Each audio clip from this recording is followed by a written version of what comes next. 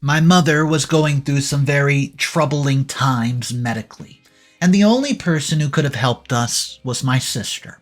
Well, my sister decides to just run away from us, just get rid of us and say, I am not helping and I'm leaving you guys to go join some traveling hippies. Well, that's exactly what happened, and guess what? My mom, she didn't make it. Hey guys, I just need to know, would I be the a-hole if I denied my sister, let's call her June, financial help when she texted me after many years saying that she had a problem? When I met her, she informed me that she was going through a lot and she was recovering from an addiction to drugs. She told me she owed her dealer and she did not have anything to give him. Well, I refused to pay, leaving her here, and I'm just wanting to know, am I the a-hole? Let me provide some context to the story. I'm Cleo, 24, male, and I'm an SMO executive at a major company.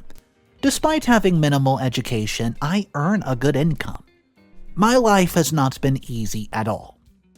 I barely had food on my dinner table growing up, and nobody in my family was mentally okay other than my maternal uncle.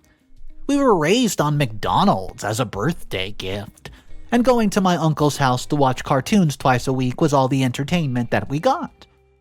When I was just 1 year old, my parents got involved in a really bad accident when a drunk driver, or maybe just an imbecile, that's not really telling, drove on the wrong lane towards them, and my dad swerved into a tree to prevent a car crash. My pregnant mother's leg shattered completely, and she lost the baby she was carrying. My father, well, he wasn't so lucky. He died in that terrible accident. The drunkard who was driving towards them. No one got their plate numbers and they got away scot-free. I'm generally very tolerant of my anger and I don't erupt. I manage my feelings well, but there's nothing I hope for more than knowing that bloody jerk who killed my father and ruined our lives got a bit of karma. I'm almost shaking with anger as I'm writing this, and even though it's been so many years, because I feel the effects of it still today. They're still here, and then again, I'm allowed to feel this way. I have time to feel angry or sad. But my poor mother had no time to grieve or even have emotions about the situation. She lost 2 people that day, and she lost herself as well, somewhere in the middle. All his insurance went into my mother's emergency amputation and the installments of the house they had just recently bought.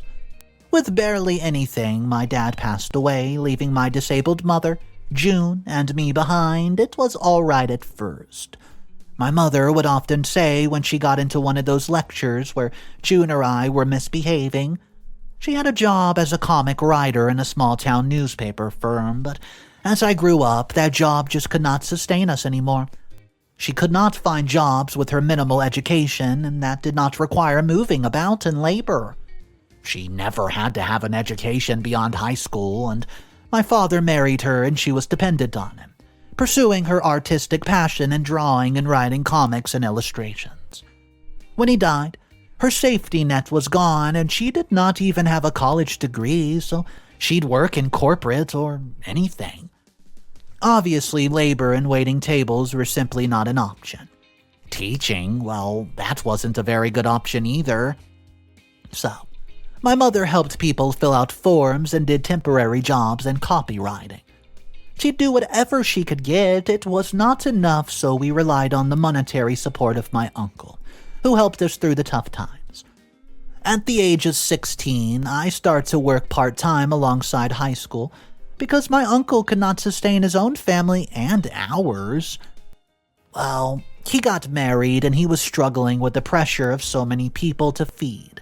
He never said anything to us, but it was evident from his late nights at the office before and, well, his wife complaining about how he spent all his time at work and was stressed when he came home. The job I found was not high paid, but it helped put food on the table, you know. I alleviated my uncle and pushed the load on making sure that we all ate. We received disability living allowance from the government, but most of it went toward funding my sister June's college education. She was going to a private college, and despite a significant education, because, well, of the reduction of our financial condition and Mom's disability, it was still taking up most of the household income. She didn't work. She used to be out all night at her friend's, quote, studying. I mean, maybe she was studying, but she did not really get above average grades despite being out studying every single night. Either she's really dumb or something's fishy. When June went to college, we rarely heard from her, and despite her living right at home, we barely ever saw her. And if you asked me whether I knew June, like actually knew her, I'd honestly say no. I did not know any of her friends or their names, and the only people I knew associated with her were my seniors in high school. I was 17 when June finally came home after completing college, and I was also around that age and time and when my world once again turned upside down. This whole situation perhaps might make you understand my point of view and let you judge fairly whether I am the a-hole or not, because in my perspective, I did everything right. But some people around me beg to differ. Me and my sister, we weren't ever close, but what she did, not even your worst enemy would do. Everything changed after June graduated. My mother had gone to her half-yearly medical checkup after getting persistent headaches, and she'd passed out there after they drew her blood. Well, the doctors ran tests on her, then after a week or two we went to collect the reports. It was then that we received devastating news about our mother. She had a brain tumor that required immediate surgery to survive, and, well, despite being insured and everything, this was not covered completely, and it was still too much for us to pay. Even if we delved into our savings, and since I was too young, I asked June just to take out a loan, please. She promised to go the very same day, but when she left to go, she did not come back. Even after 12 long hours, and we tried calling her, but her phone was dead.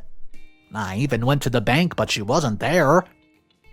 After an entire day of her being missing, I went to my room to take a 5-minute nap, but I saw a note right there by my door.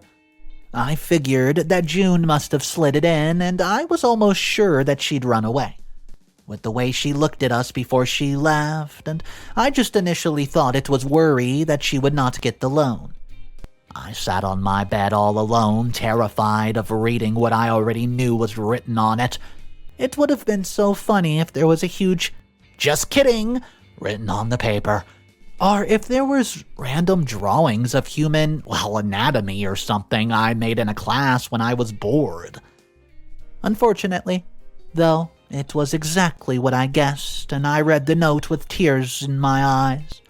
Overwhelmed by the pressure, June left our home with no way to contact her. She had packed her bags and left them at a friend's house the very day Mom got her diagnosis. She had switched off her phone, bought a new SIM card, and she crushed the old one. She was living with a friend, and with no context of where, why, how, or even which friend. I asked around, but none of the friends which I knew or even knew about her plans. There was nobody to help, and I mean no one. I quit my pursuit almost instantly because now it was all on me and my uncle to save my mom. We sold my uncle's car and gathered enough money to get her surgery done, and honestly, now that I look back, there was no point anyways. We'd wasted 5 days waiting for June to get approved. Then waiting for her, and then looking for her, and in retrospect, it was too late anyways. Despite the partial coverage from the NHS, insurance, and us gathering the rest somehow through friends and family, my mother's tumor was detected too late. She did not survive the surgery. She died in my arms 2 days before we could go and have the surgery, so if you're asking me whether I blame my sister for my mother's death, I would not say yes. That would be the tumor. Could my mother have been saved if she had not left? Yeah, probably. We wouldn't have gotten the surgery earlier and, we would have saved her. I do think about it a lot, and I'm not mad at her for my mother's death. I'm mad at her for making my mother feel like she was abandoned, like she did not deserve to live right before she died. Imagine a woman having her mobility, unborn child and husband all taken away in a split second. Now imagine her not even taking a second to herself for grieving and recovering, instead prioritizing her two very much living children instead of wallowing in the people who aren't here anymore. I'm not saying anybody's bad for grieving. In fact, I do believe you should recover before moving on. No, I'm instead explaining to you her situation and what she decided to do right then and there. Imagine her doing whatever she could for her children, and for one of them to just up and desert her when she needed them the most on her deathbed. Imagine what she went through in her final days. Go ahead, think about it. I guess I'm trying to say that I feel anger for all the pain that my mother had knowing her daughter, her flesh and blood, did not stand by her or even say goodbye before she died. June did not come to the funeral. It would be okay if she did not know Mom died, but she knew. She even left a note by the door with a rose and a toffee on it with the words, "You're on your own now. Take care and sorry about Mom. XOXO." That was the exact words written. I only remember the exact contents of the letter because the note had me screaming in hurt and anger. It's the most insensitive thing I've literally ever seen. I didn't hear from my sister after that, even though I begged her friends to help me. I was a teenager with no parents, no siblings, and I only had my uncle and his wife to support me for all these years, and I expected her to visit after she passed. Our mother's gone, but after 3 years of radio silence, I presumed she was either dead, or, well, she might as well be to me. After my mother passed, my life and my plans changed significantly. Where I was planning to do a 5-year medical degree, I could not afford it due to how expensive it is even after a scholarship. I mean, I wasn't going to get a full ride, so there weren't many options. Also, the course would have consumed me and not let me take up a job. To avoid being a burden to my uncle, paying for my utilities separately, I moved in with him and his wife. I sold our mother's belongings like her jewelry and clothing, furniture I just didn't need, and stuff like that. While I was in my final year of high school, I gave up everything and took to books. This was my happy place, and I knew I had nothing now except getting a good education and pushing to be the top of I can be.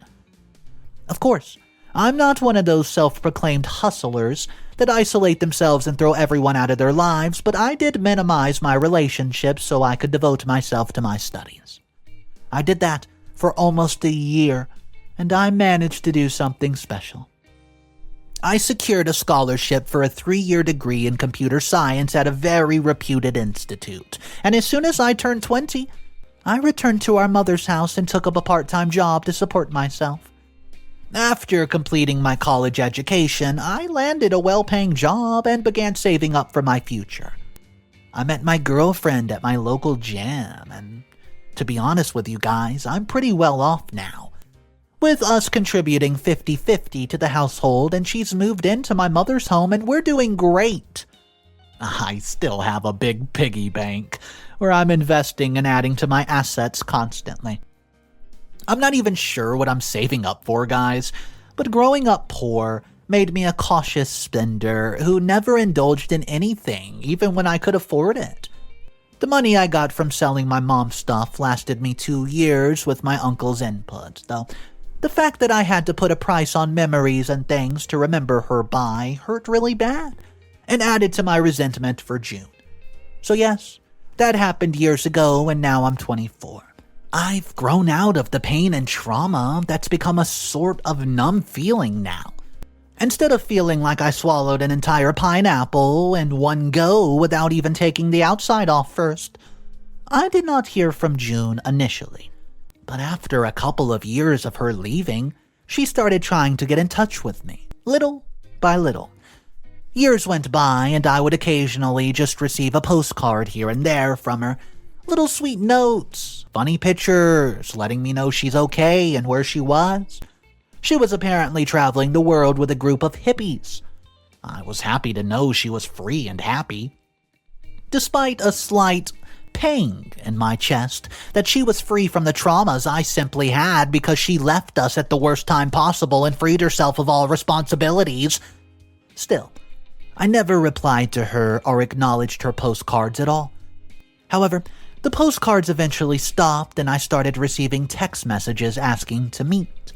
This was recent, and her first text was actually only a couple months back. She insisted that she was in England, and that we absolutely desperately had to meet for, and I quote, old-time sakes. I mostly ignored these messages, because I did not want to have anything to do with her, until one day, when June asked me to bail her out of a supposed huge problem. She kept insisting that it was a life-or-death situation and that I had to help her out of these desperate times before something very serious happened. Curiosity had got the better of me, and I decided to meet up with her.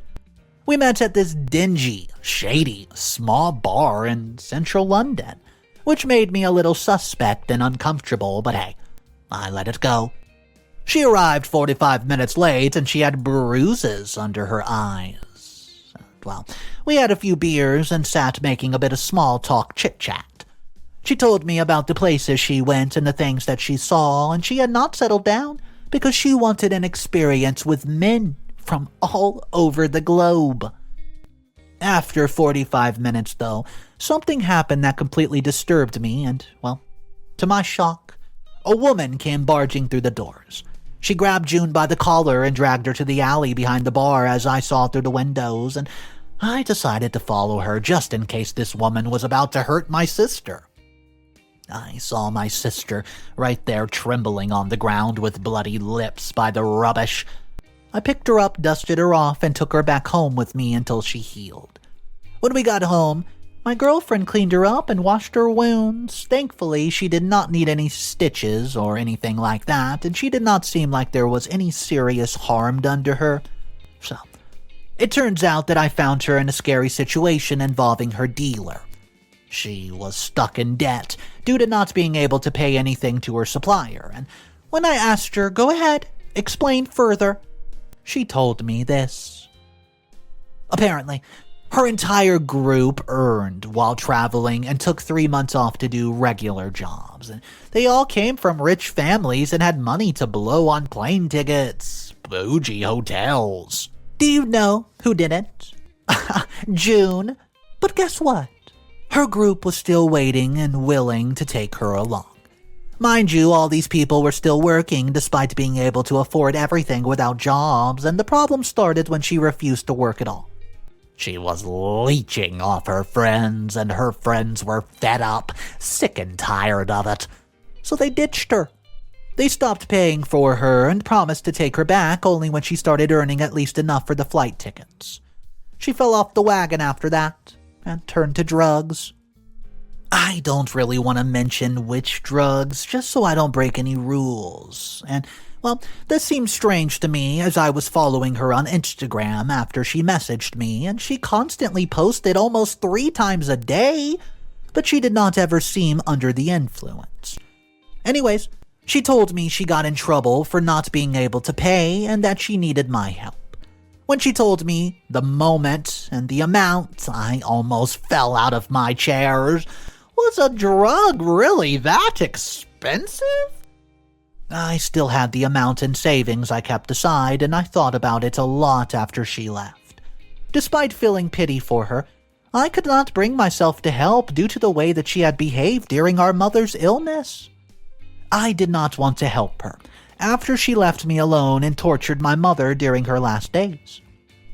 When she came back to ask me for money, saying they were threatening to, well, sell her just to get their money back, I simply said no and asked her to leave. Okay, yes, it was a jerk move, but look at things from my perspective. I've had to be working since I was literally 16 years of age and fending for myself if I wanted to get into college when she got to go to an expensive one with subpar grades.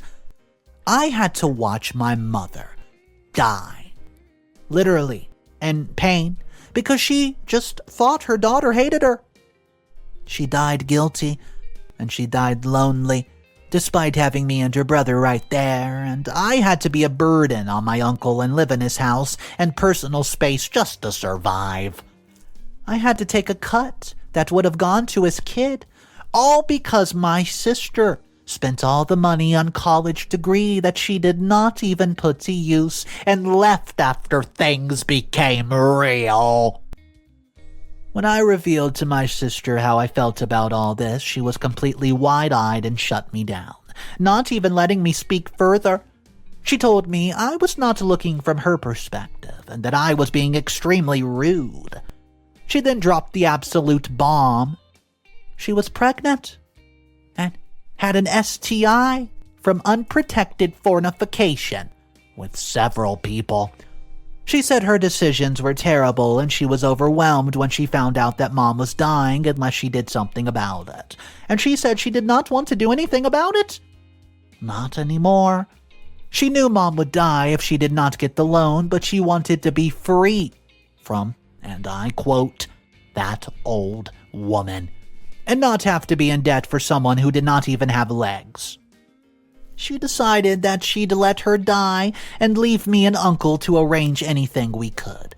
She said she had put aside some money from Mom's earnings that sustained her until she found her group of hippies that were foolish enough to let her leech off of them. This really got me going, and she let our mother die on purpose? Well, we had a heated argument and she stormed out, which led me to seek clarity from my uncle and girlfriend, and while my girlfriend sided with me, my uncle, he was fuming that my sister tried to connect with me and that I shoved her away again, and he urged me to assist June just this one time and called me an absolute a-hole for walking away from her. Now, guys, I'm a little split on whether I should just roll over or whether I did the right thing, so am I the a-hole? What's up, everybody? Mr. Reddito here. So if you want to pause the video right now and go comment down below if you think OP's the a-hole, you can do that because it'll be pretty cool to see what your opinion is before the updates. But just know there is 3 updates and it might change your perspective a bit. Alright, if you guys are new to the channel, my name's Mr. Reddito. I post videos every single day, so make sure you hit that subscribe button. Guys, let's go ahead and see what's going on with OP and update number 1. Hey guys, I'm back with another update, and I'm truly overwhelmed with all the kind comments, and I just totally understand why some of you are split on whether I'm the a-hole or not. I get it. It was life or death situation, and I should have helped her. I actually did go help her after reading some comments and urging from my uncle. That's when I found out something that changed my perspective entirely. I did not want to pay to June straight. Who knew whether she'd actually return the money or just run away again? I wanted her to have a clean slate. I asked around about the dingy bar that we met at and found out the name of this lady who dragged June out the other day. Turns out she was actually a regular there, but she was very friendly usually, and everyone was shocked at the incident too. This young woman was never violent, never angry. In fact, she hung out with June at the very same bar. I presume this was where the exchange occurred, but later I was proved to be wrong. I got this girl's delivery address in exchange for a couple of notes slid underneath the table. When I met this girl, I had a realization. I had this in my hands, and I was not a person who consumed drugs, nor was I selling. I just knew who was. I could easily turn her in and keep the streets clean. I told her she would have to pay for selling my sister and ruining her life. I told her that my sister would not be paying a penny to her, and instead she was going to jail. Then something very, very unexpected happened. The young girl broke down and told me everything. There was no drugs. I mean, not hard drugs. June was not an addict, nor did she owe this girl money. June fabricated the entire drug problem to deceive me into providing money for her travel. That's right. Apparently, the whole thing about her group kicking her out was very true. She needed money to rejoin the group for clubbing, partying, and she and this girl hatched a plan to deceive me after they looked me up and found out I was doing really well. She was going to give a small amount to this girl, and that's why she helped. She never intended for it to be so big, and she chickened out when I brought the police up and decided to tell me the truth. I felt so relieved that she was not involved in drugs or danger, but anger quickly consumed me for her choice to live this lifestyle without taking responsibility, and instead manipulating me into paying urgently. Thank gosh, I did not just hand over the money, and I actually got to the bottom of it. I'm going to go ahead and cut all contact with June, and I'm just done typing this post out. I won't hear out her again. I'm still not sure whether I'm right or wrong, but heck, she's definitely not the moral police, so she can't call me out on this one. Okay, that's all, guys. Also, advice and suggestions are welcome, so please help me out whether I should completely cut her off or not. Update number 2.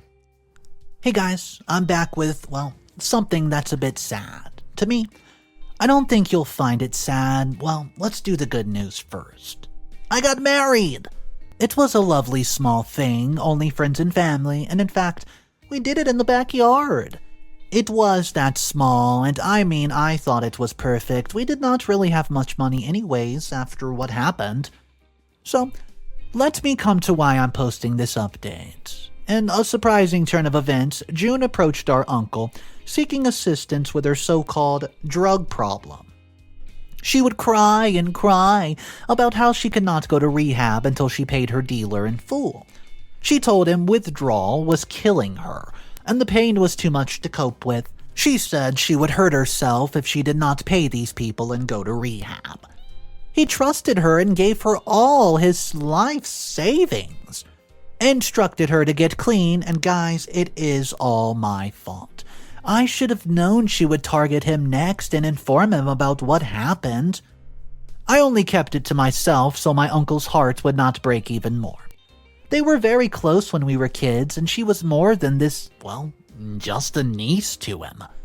When I discovered that he gave his money to her via a phone call, I reprimanded my uncle for placing his trust in her and giving his money to a stranger.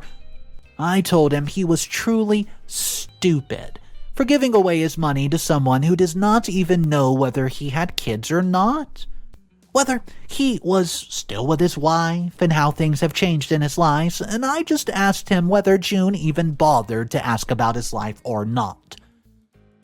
Making him realize how dumb his decision was. Maybe I was a bit harsh, but he needed to hear all the honesty, and he was living in delusion that his niece was actually a good person all these years. I explained the truth about what she did when I was going to give her money and why she actually needed the money. I explained that she wanted money because she was lazy. Too lazy to earn anything and lived off of others for all these years.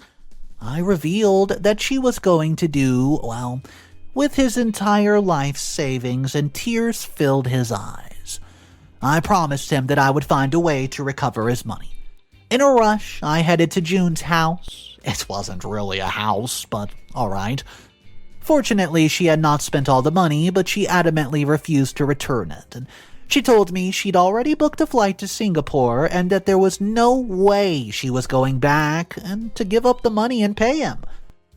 A massive argument erupted between us, and I informed her that our uncle could take legal action against her for fraud, and I told her legally she had no option but to hand it over.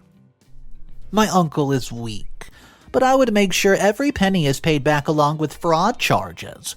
She called me a terrible brother for talking about legal implications and even suggested that I would file a suit against her. At first, she played the victim. "What else would I do? I need to travel to escape my trauma. Please leave me alone." Yada, yada, yada. But then I blamed her for our mother's death, and I told her everything I'd not said to her for all these years. The truth came spilling out word by word. Honestly, I hate her guts for killing my mom. Eventually, she gave in, crying, and handed over the remaining money that she had not spent. She handed me wads and wads of cash, telling me this was all she had, and I took it, but it was only a little more than half. So I asked her to pay the rest, but she, then made a shocking demand. She requested her half of our mother's house, and I told her I was living there, and that she could not just cut it in half and just take it. She said she had legal options too, and that she knew I sold all the jewelry without even asking her. She then told me to find out how much the house cost and pay her half of it, or she would be pressing charges. She said she would pay back the rest to our uncle from that, and though reluctantly, I really had no choice but to give it to her. It was a pretty hefty amount, one that drained most of my savings and a small part of my wife's savings as well, and we still had a little bit left. We were excited to restart our lives and finally put everything behind us. She has not paid my uncle back yet, but she will eventually. Well, hopefully. Update number 3. This is the final update. Hey guys, I'm back with another update, hopefully the last one. Probably the last one, I should say. So life is a lot different right now. I got most of my money back with a promotion, a pretty big one if you ask me. My wife, I'm so happy about that one. We're still at our honeymoon phase, XOXO. Got her inheritance, and it's literally working out like a fairy tale. Even my uncle is happy. The other day, he revealed to me that June had indeed paid back all the money by giving him some of the money from what I paid her for our mother's house. She started sending postcards again. Funny, huh? She did in fact go to Singapore, looked excited, and maybe, I don't know, I'll go too. Again, her postcards stopped coming in. So I grew curious, but I did not care enough to check up on her. But remember her drug dealer friend, who deserves an Oscar for her stunning performance and the one that beat my sister up for a bit of cash? She texted me the other day to meet up. I said absolutely not, but then she informed me that my sister was in dire need of support system. Support system, you say? Well, the woman was in jail. A couple months ago, she faced an arrest for theft after stealing from a motel. Apparently, she took all the cash from the register when she was staying there, and undoubtedly the cameras caught her in the act. She really thought just because it was some tiny motel, nobody would notice. Well, let me tell you, a lot of people noticed. And she and the receptionist who was in on it went to jail, and the support she needed was bail money. She'll be out in a couple months and nothing's damaging to her life, so I think this is a good lesson. Maybe she'll get some brains and figure out that money can't be magically just conjured out of thin air. She'll have to earn it or at least marry rich if she's that lazy. Okay, bye guys. That's the last of my ranting. I love you guys. XOXO. XO. Alright guys, so I'll be honest with you. The comment section of this one was absolutely ripping June apart, saying how are you going to just up and abandon your family like this and come back all these years later telling nothing but lies? Well, we did hear a couple words in the comment section, and it was karma. Because at the end of the story, we hear about the legal problems that she went through when she decided to steal from a motel. I don't know what she was thinking, but anyways, let me know if you would have done anything differently. If you were in OP's position, or, well, the uncle. Because the uncle of the story suffered a lot as well, losing all that money, even though, yes, he finally got it back. drop your comments directly below. My name's Mr. Reddito. I want to welcome you guys. If you want daily videos, hit that subscribe button. I'll see you guys tomorrow. Have a fantastic day. And remember, it's cool to be kind.